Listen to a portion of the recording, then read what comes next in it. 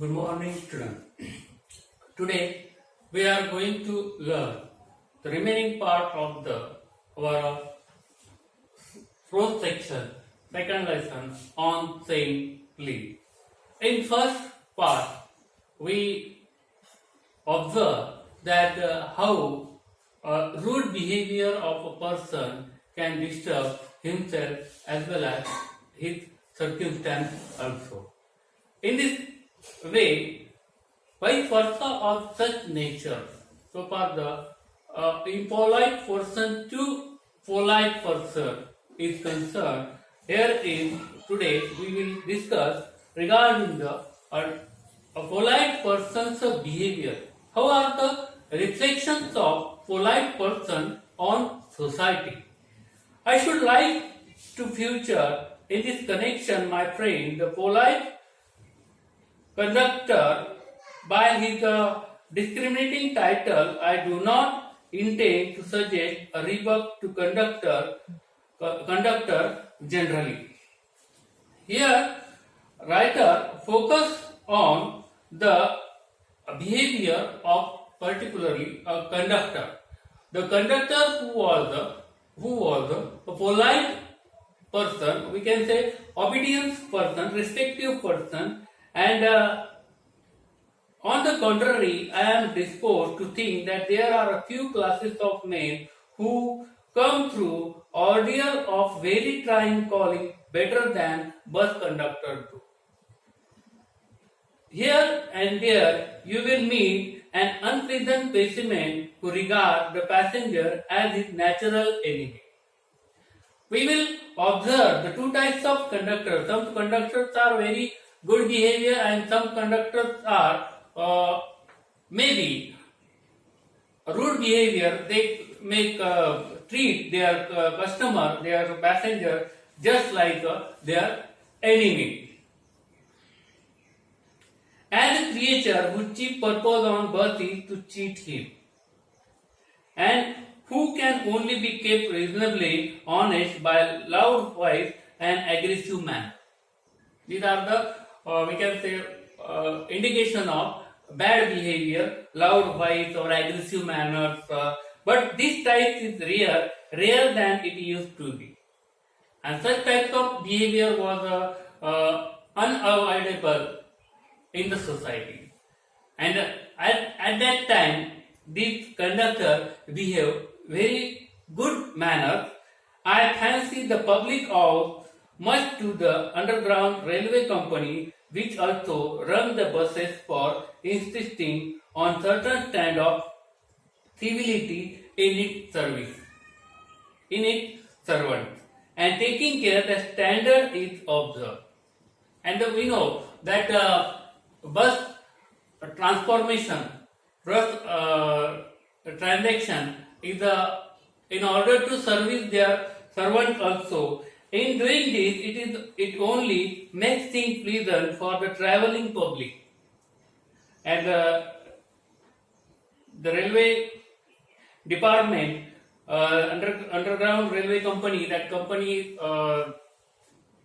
do such types of transaction of their servant by the bus, and that was the one of their traveling should be pleasant for their servant also, but perform an important social service. And this activity perform a good social service. It is not therefore with any feeling of unfriendliness to the conductor as a class that I pay a tribute to particular member of that class. Here the author express his tribute, you can say express his gratitude, thankfulness to the particular that types of a class which sacrifice their service for the society or social welfare or social building purposes. I first became conscious of his existence one day when I jumped onto bus and found that I had left home without any money in my pocket. And one upon time, what happened? The writer left home without any money in his pocket. And what happened? Everyone has had experience and knows the feeling, the mixed feeling. And that time, when that writer enter into that bus without money or empty pocket, at that time there was so much mixed feeling in his mind. He may feel guiltiness, or we can say somewhat punishable day of that particular moment.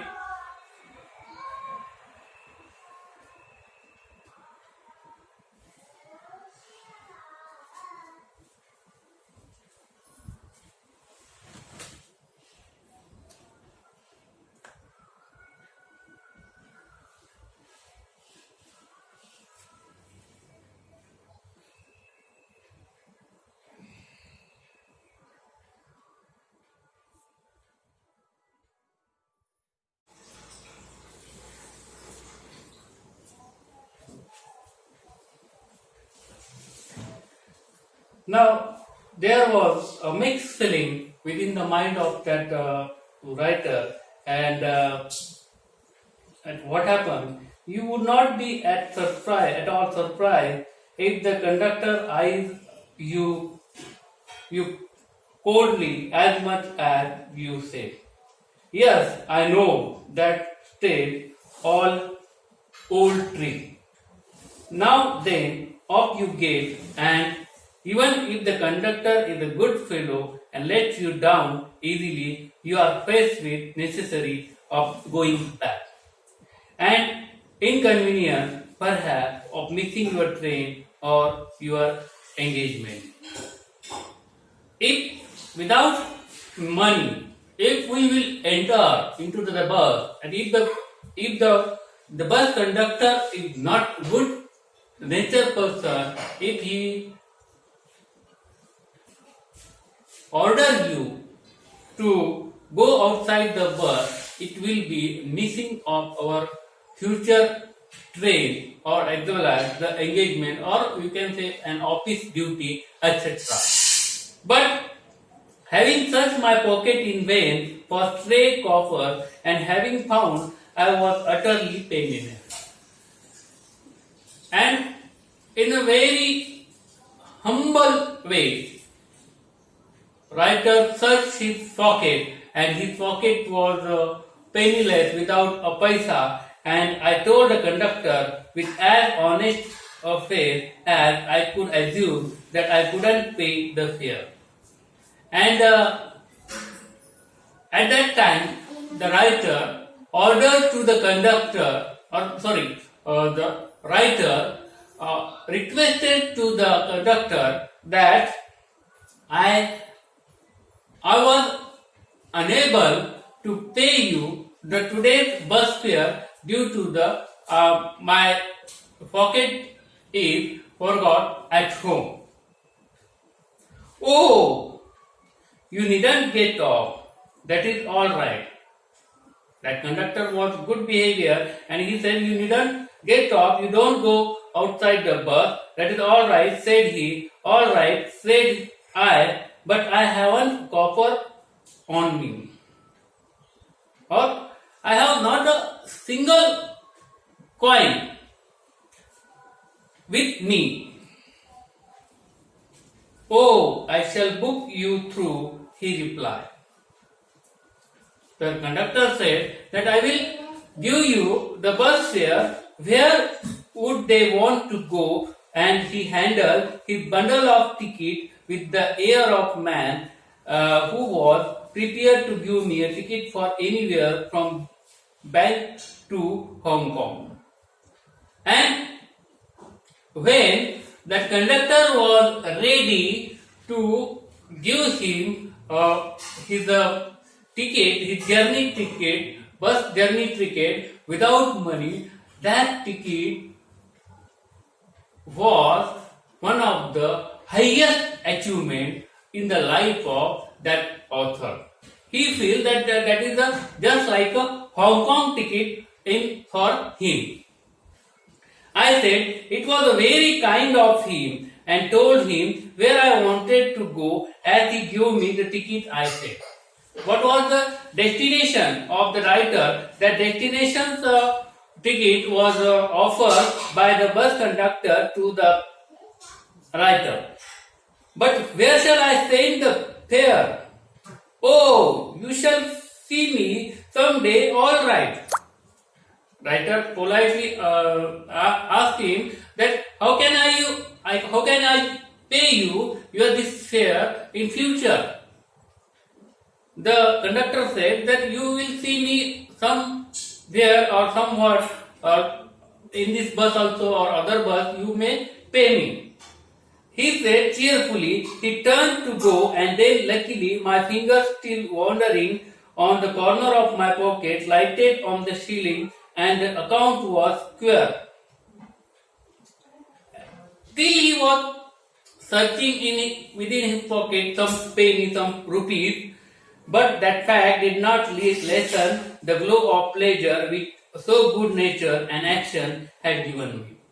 And due to the good action or good conduct of that conductor was winning the heart of that writer, and it was a pleasant moment, or we can say one of the happy moment in the life of that writer.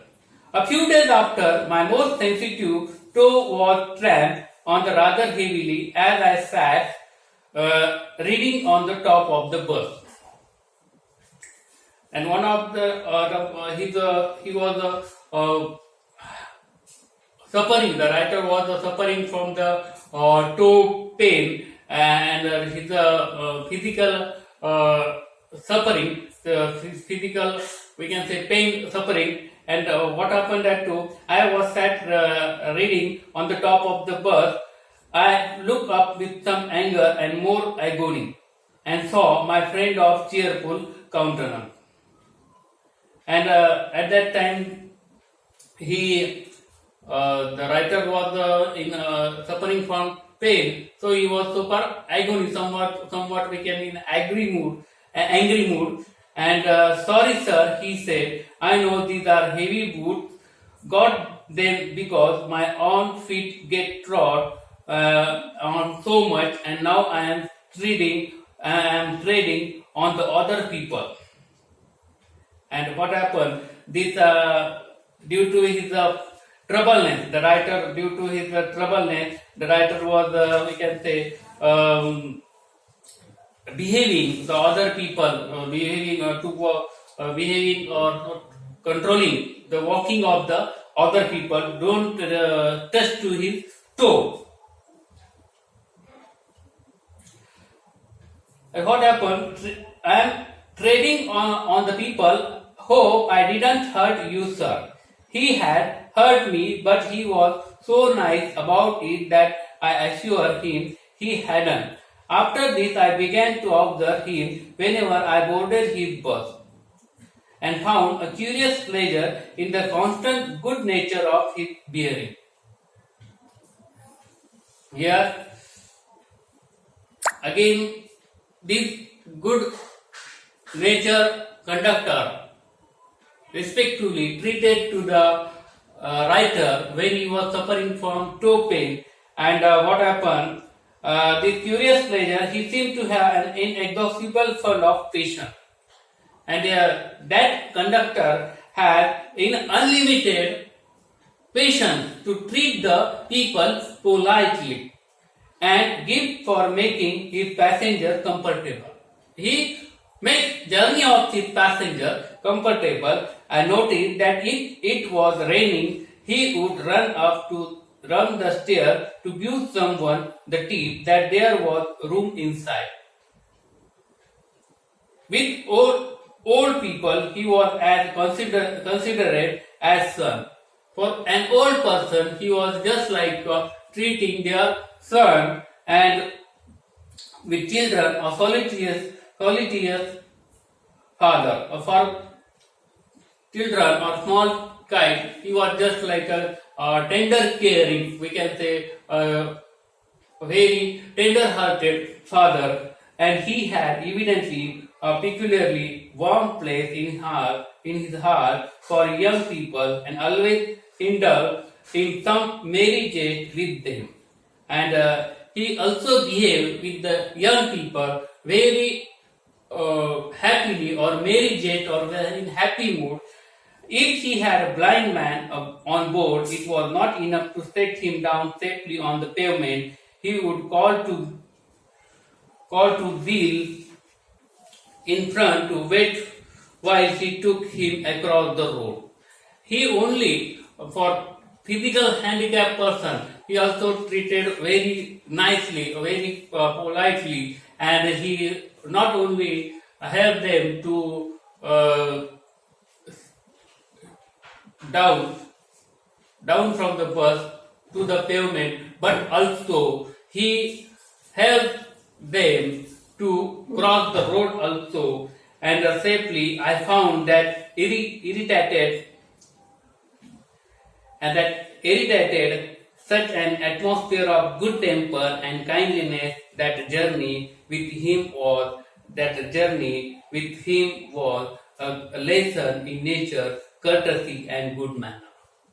And his good nature of that conductor made the healthy atmosphere within that bus, and that journey was, we can say, comfortable or good nature, or we can say pleasant thing for whole travelers. What struck me particularly was the ease with which he got through his work. Through his public facing work, the conductor got the patient's mind, we can say the politeful behavior, that was the striking point within the mind of the writer. If we encounter incivility, most of us are apt to become uncivil. If we observe rude behavior person, or we can say mannerless person around us, naturally a person will behave just like them uncivil. But it is an usually uncount person, and this person become impolite person or disturbed person who can be disagreeable with sunny people. It is with manner as with the weather. Nothing clear up my spirit like a fine day. And nothing clear up my spirit like a fine day, said he. And cheerful person descend on even the gloomiest of us with something of the benediction of fine day. And he will get the benediction or blessing of the fine day. And so it was always fine weather on the polite conductor's berth. And his own civility, his conciliarity, trying to win the friendly feeling of the people's address and good humor bearing infected his passenger. It is good behavior of the conductor was the